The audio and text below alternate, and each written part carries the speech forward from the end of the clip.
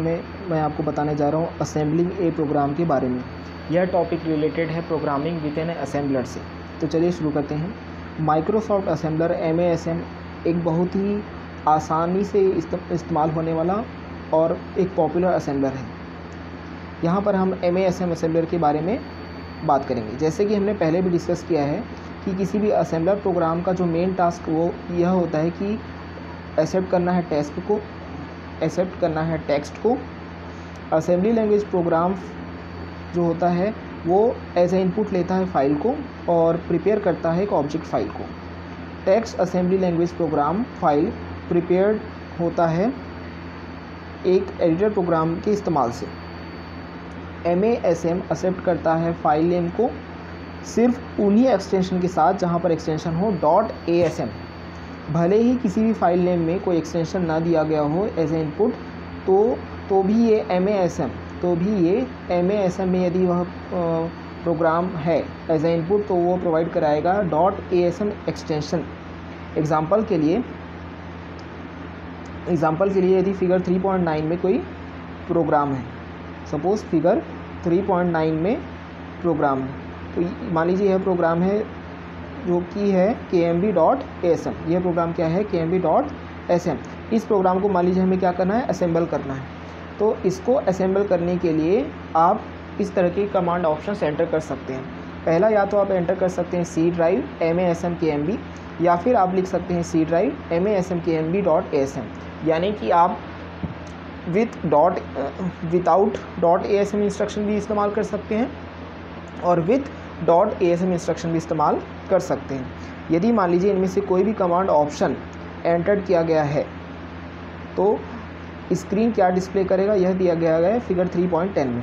यानी कि सपोज़ आपने एंटर किया है C ड्राइव MASM KMB, तो स्क्रीन पर आउटपुट आएगा Microsoft added micro assembler version 5.10, copyright Microsoft corporation 1981-1989, all right reserve.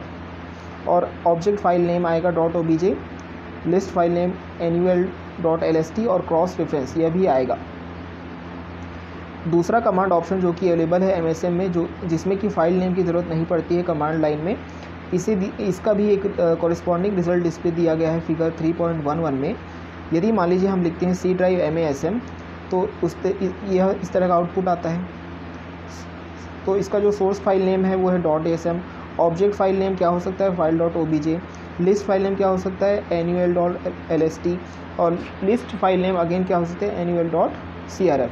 यदि आप एंटर नहीं करना चाहते हैं फाइल नेम का असेंबल करते समय कमांड लाइन पे, जैसा कि फिगर 3.10 जैसा कि यहाँ पर दिया गया है कि सपोज़ आप फाइल नेम एंटर नहीं करना चाहते हैं, ठीक है। यदि आप फाइल नेम एंटर करना नहीं चाहते हैं तब आपको इसे एंटर करना पड़ेगा as a source file name.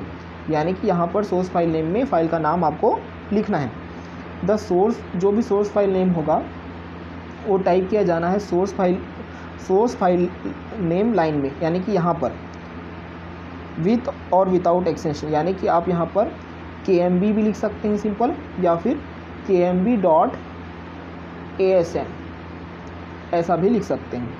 Valid file name entry accepted होगा with a pressure of enter key. यानी कि जब आप फाइल नेम को टाइप कर लेंगे तब इस तरह का जो की रहता है, एंटर की रहता है, इसको आपको प्रेस करना है।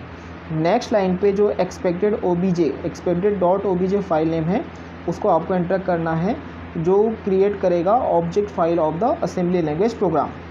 जो .obj फाइल क्रिएटेड होगी एंटर नेम के साथ, उसमें होगा .obj इंस्ट्रक्शन, ठीक है।